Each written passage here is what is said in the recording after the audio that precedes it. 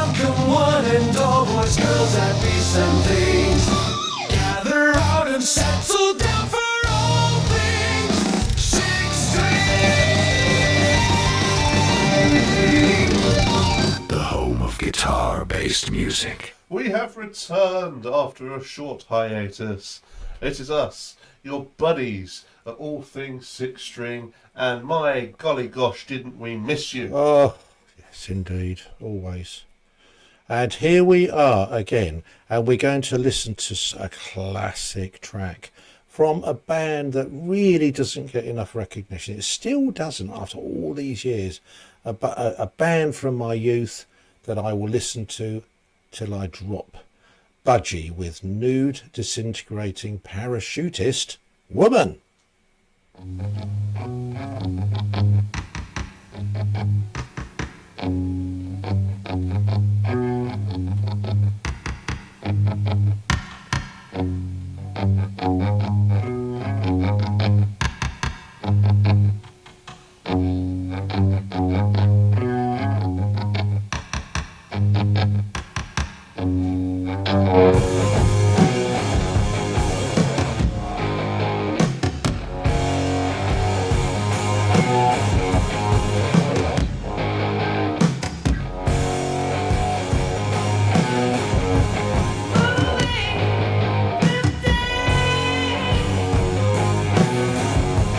What a delightfully dirty riff. It's so gorgeous. It takes you to somewhere else. It's like it's just heavy stuff. It's influenced so many people. It's original. That's all I can say.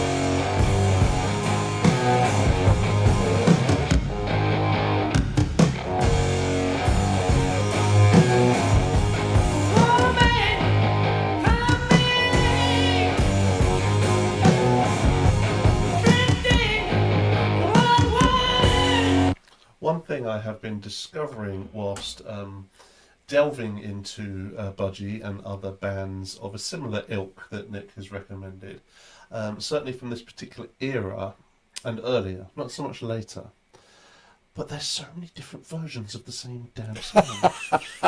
The version I had heard when I presented this to Nick had some like Zakk Wylde pinched harmonics in it, which are lovely. But firm believer, if we're going to tackle a track, we should tackle how it was meant to sound originally. And I've got no complaints. The riff is phenomenal. That bass is just hammering away nicely. And the vocalist, again, I stick by my best description of Budgie as far as I see it, and that is Zeppelin and Sabbath. It is, yeah, and I'm sure they're both influenced. But Burke Shelley, as a vocalist and bass player, he is off the planet with talent. Sadly, no longer with us. But Tony Budge with this iconic, deep, growling riff, and Steve Phillips on the drums. I mean, it's an incredible band. Please investigate them.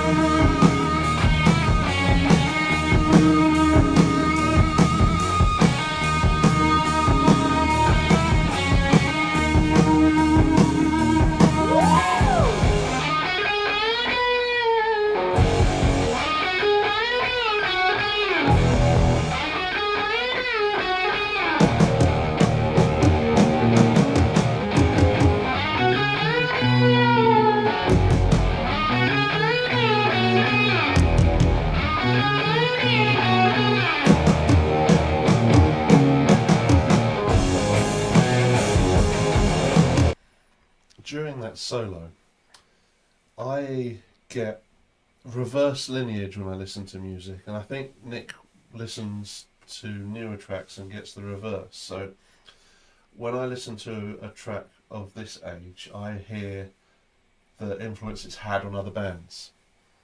And in this that solo section, I was actually getting a lot of White Stripes.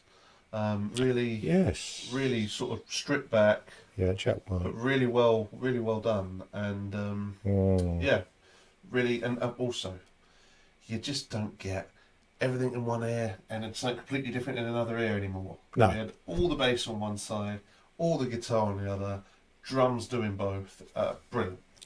The production is as basic as you can possibly have. I mean, they come from Wales, this band, but I mean, that's what I loved about them at the time, growing up with them. As basic as you like, but beautifully put together. I used to say to my mates, you've got to listen to Budgie. It's such an influence.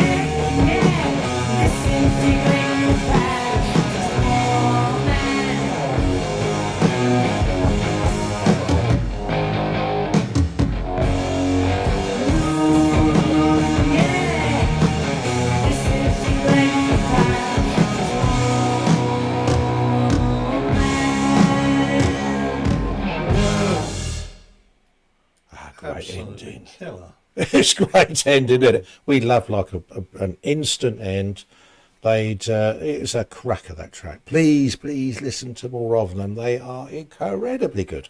And for someone who's a little newer to the Budgie scene, I do confirm what Nick's saying. Every track I've heard so far has been brilliant, and it's something I kick the younger me for, is writing stuff off because it's too old or not my cup of tea, and my mates don't like it, so therefore it can't be good. No. As in anything in life, with age comes wisdom, and don't I kick myself for not listening to this stuff earlier. Yeah, but that's where we kick off each other. It works. You know more than new stuff than I, but I'm totally embedded in the late 60s, early 70s music scene. It's just my era. So I love it. I'll always love it forever. If you're in Nick's era, let us know what's good from that particular Oh yeah, realm. yeah. If you're from my era of the early 2000s and 2010s, and some 90s as well, let us know. And if you're anywhere in between, what happened then? Get in the comments below until we see you all again. Keep it turned up to 11. Keep on rocking.